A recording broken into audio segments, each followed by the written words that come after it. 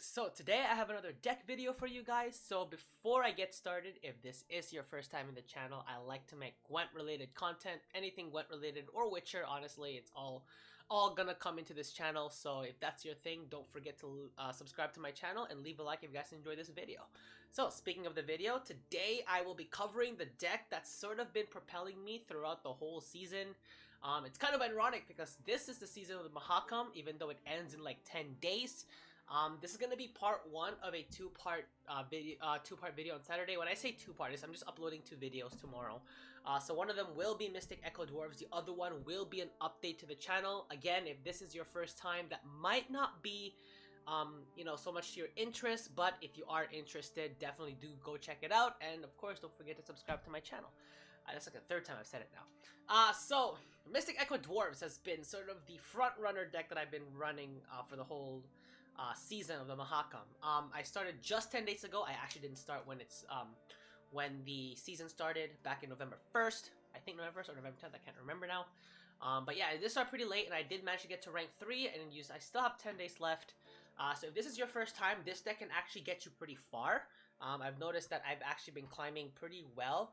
I only play around 3 to 4 hours a day, which is still quite a lot, believe me or not. It's just really exhausting playing these kinds of card games. So this deck revolves mainly around, obviously it remains around dwarves, but the really good thing about this deck is it has a round 1 play and it has a round 2/3 play depending on your situation, of course. The round 1 play is almost always Munro Brewis with conjunction with either Zoltan Warrior or Zoltan's Company. Now, depending on where you want to go, you can do either Zoltan Warrior or Zoltan's Company. And what I mean by this is Zoltan's Company is sort of slower in the sense that it doesn't add a charge to your dwarven engines, but it does add extra dwarves for your sort of heavy hitters. Zoltan Warrior, on the other hand, gives you that extra dwarf to sort of boost up your engines, and it is higher in power, but it's also more expensive. So depending on how much power you want on round 3, you might want to play Zoltan. You might want to save Zoltan Warrior and try to get out Zoltan's Company as early as possible. That's like sort of the round 1 play. That's what you usually want to try and get off on round 1. Round 3 is sort of a combination of your bronze engines plus your heavy hitters. So when I say heavy hitters, you see cards here like the Great Oak. You see cards like Gabor. Gabor usually is actually at its strongest if you manage to hit an opponent on dry round. If you manage to hit your opponent to dry pass on round 2, in which case you can get Gabor Zigrin in for that resistance. Other heavy hitters, strong heavy hitters are Zoltan Chevet, of course. The more dwarves you have on the field, the more powerful Zoltan Chevet gets because it just straight up destroys any unit with the same, with power equal to or less than the amount of allied dwarves you have on the field. So whether they have shield, whether they have defender, it doesn't matter. You can kill them. And the other one, of course, is Barclay Els, which is literally the opposite of Zoltan Chevet, in which that it gets boosted by 1 for every allied dwarf you get. And those are sort of the heavy hitters that you want to focus, you want to base round 2 around 2 or 3, depending if you want to try and 2-0 or 2-1. But that's about it for those heavy hitters. Now I'm just going to go through the deck list again as how I've been doing it with other videos. So you have the Great Oak. The Great Oak's always been a pretty good finisher. Pretty big power swing, honestly. If you find that you're pretty close with your opponent in power and you get the last say and it is round 3 or 2, then Great Oak just is a good game finisher. I think you can get rid of an engine that could, you know, add that extra point or 2, you know, that could cost you the win, and that is pretty big considering how low scoring these games are. Novigradian Justice is one of those really strong cards that you can combine with Mystic Echo to get like 4 engines out on the field on turn 1 uncontested. And I've noticed that the higher ranking you go, the more likely your opponent is to forfeit once they see that there is no hope. So Novigradian Justice is good if you want your double Dwarven Mercenaries or your double Dwarf Berserkers. You can even combo it for 4 Dwarven Mercenaries and 4 Dwarf Berserkers, or you can get 2 Dwarven Mercenaries or 2 Dwarven Berserkers. The combos are really good there. The weakness and strengths of both is that the Dwarven Mercenary is gonna provide you with more value long term, but it is easier to destroy. Whereas Dwarf Berserker, while yes, it does have 2 power, it does have 5 armor in itself, so it does provide some protection. but its power can only be used as long as it has armor. But if your opponent decides to use up damage cards on it, then it won't lose any power because you're hitting its armor. So, you know, there's pros and cons. My personal take on it is I've always used it to play Dwarven Mercenary. Sometimes I get greedy depending on how much I really want to have that control. Other times I try to play a little bit smart. Maybe I'll play one Novigradian Justice with two Dwarven Mercenaries, see what my opponent does, and then after, if I have my Fidgis Merluzzo, or if I have a way to get out my defender, Fidgis Merluzzo, I will play that, and then I will play Novigradian Justice again to get out my second set of Dwarven Mercenaries or my Dwarven Berserkers, and if my Dwarven Mercenaries still stay, then they just got 2 extra charges because of the hero power plus the defender. So, that's sort of the strength there of Novigradian Justice. This is actually a really good card to have. I find that I do very well against Mystic Echo spells and Harmony, simply because Novigradian Justice is because dwarves are mainly damage based, whereas Harmony mostly relies on the Water of Broccolon, in which the I don't remember the Giant Enchantresses, I think they're called. They just get boosted. That's pretty much it. Next is Zoltan Warrior, which is one of your 3 sources of summoning Rowdy Dwarves, which is vital for Munro Brewis. Now, as I stated in the beginning, Zoltan Warrior will give you more power. So maybe if you do get the start on round 1, which I believe is Blue Coin, Zoltan Warrior I would say, is the better card to play there, because you do build up that 10-point turn 1, and turn 2 you'll start bringing in Munro Brewis for another 7 for 17. Not to mention, if you have both your Rowdy Dwarves, they can transform into Dwarven Berserkers and sort of start doing their thing. So it's essentially a 19-point turn 2 by that point, if you manage to get, you know, Zoltan and Munro together. Another way to get Zoltan out if you don't have him is, of course, Call of the Forest, which is further down, which is here. It's been bugged to look like Novigradian Justice, of course, but you know, you want to get this combo out. It is actually vital.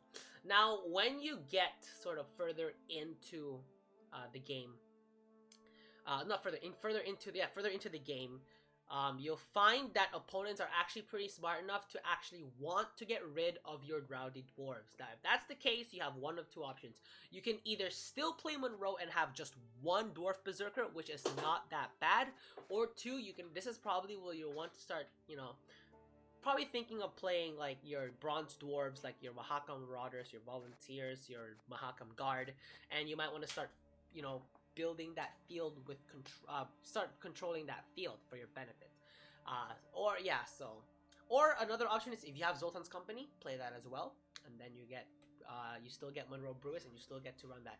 It is absolutely vital that you get control of the first round. That way you can sort of manipulate the game to your advantage. And going down the list, I'll let you know why. Next is Call of the Forest. I am going a bit slow with this deck because I've played a lot of matches with this deck, and I've won a crap ton of games with this deck, so I know this deck almost inside and out. Next is Call of the Forest. I find this to be a situational card. Usually, if you want to fulfill one of the main conditions of this deck, what I mean by main condition is, you know, getting one of your power plays like Zoltan or Barclay out if they're the only gold cards left. Getting the Zoltan Munro Brewis combo in round 1 is pretty good. Another one, though, is if your opponent dry passes, you can use Call of the Forest to play Gabor. Now, you do not want to Call of the Forest through Mystic Echo. If you play Call of the Forest round 1 for your Zoltan, you just have to have Gabor in your hand for round 2.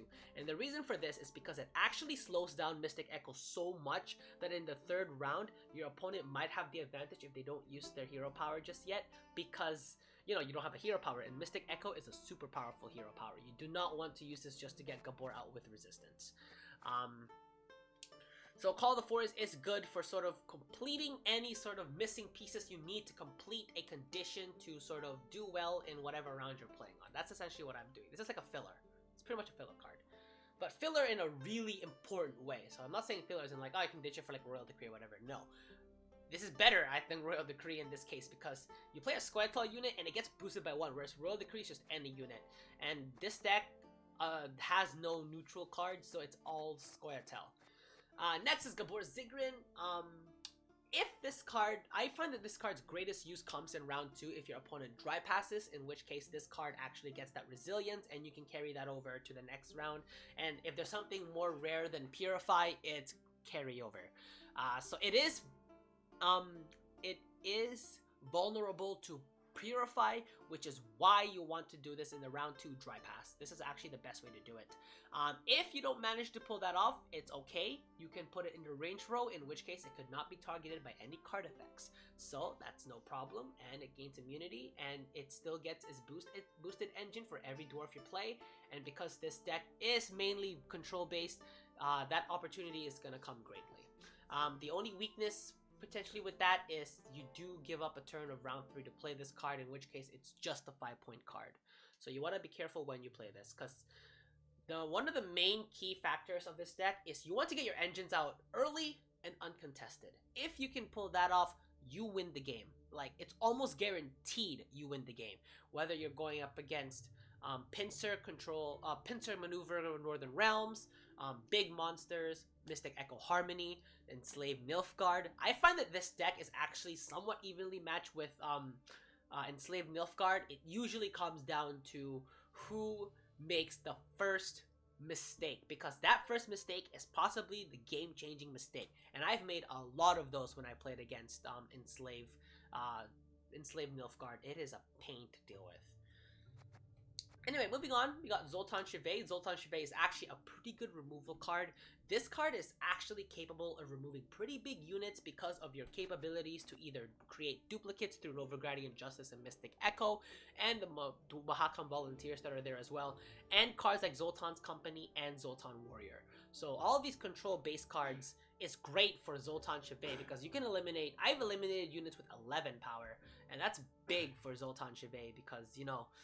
That's a 15-point card for the cost of 9. That is massive. Plus, you can also use it to remove pretty important engines. A good one when you're playing against Pincer Maneuver in Northern Realms is you want to get rid of the card that's providing the most boost. Now, Irontuza's Adepts are actually getting more common in Northern Realms decks, and I do find them annoying to deal with, but nothing more annoying than Shani and Visigoda. Shani and Visigoda were the boost components of most Pincer Maneuver decks here in the high metas. If you guys are sort of lingering in the 25 to 15, you probably won't see much of that, in which case you can probably use this deck to steamroll and pretty much make other players pretty mad because they're seeing this deck. Because this deck's been the source of quite a few rages and forfeits from opponents as well. So, and I will tell you right now, this deck is not hard to use. It is relatively easy. My personal weakness when playing Gwent is actually my mulliganing ability. I am not good at mulliganing the right cards to favor me in a certain round. So mulliganing, as I don't want to say irrelevant, it is super important to know how to mulligan, when to mulligan, what to mulligan. Because when I was playing this deck first, I was mainly mulliganing for gold cards, and that's not always the case because Bronze Dwarves are the strongest engines in my opinion in Gwent. They are one of the strongest engines. I'd say they're slightly above Assimilate from Nilfgaard, but these are pretty strong engines. You do not want to just, you know, take them for granted. They can be super powerful. Next, we got the Defender, Fidges Merluzzo. The good thing about him is that he can summon more Rowdy Dwarves again for that Munro Brewis, and adds extra Dwarves for your Dwarf Relied cards. The weaknesses, at 4 power, not easy to stay on the field for long. It does have 2 armor, so it does put it out of range of cards like AT. It does put it away from cards like, it's pretty weak to cards like Savage Blow from Skellige, and it almost always gets stolen by Enslave because it is a defender, or it's a target for Yennefer's Invocation. So this card is good. It does provide you though with a turn to set up your engines or to use those Rowdy Dwarves for whatever, because Fidges Merluzzo is pretty much taking the bait. Like, worst case scenario, you want the defender to get taken before an engine. The moment you get an engine get taken out, that's one less. That's potentially like 5 to 6 points of value, despite your engines being actually very weak. That's like 5 to 6 points, like right there, taken away from you, and that's not good. I'd rather get the defender taken away. By default, it does provide 8 power because of the 2 Rowdy Dwarves, but other than that, that's Fidges' role here, is to pretty much act as a meat shield. Next is Barclay Ails. It's one of those dwarf relied cards. Again, more dwarves you get out on the field, the more likely that the more powerful this card gets, I should say. So Again, you can use this at any round. Honestly, I like to use it in round 3 because you have 2 MAHAKAM guards which are literally sort of the weaker version of scoia'taels, and these cards actually provide you with as big enough value as it is, especially if you notice that your opponent is not investing that much in turn 1. I find that if your opponent doesn't invest as much in turn 1, as in they don't play a lot of their power cards, they most likely dry pass round 2 for a long round 3 and, you know, try and beat you there. But that's why Dwarves Decklist is sort of the backup if that's the case, so yeah. Next is Zoltan's Company. This is the weaker and cheaper version of Zoltan Warrior. It does give you 3 units in the form of Rowdy Dwarves.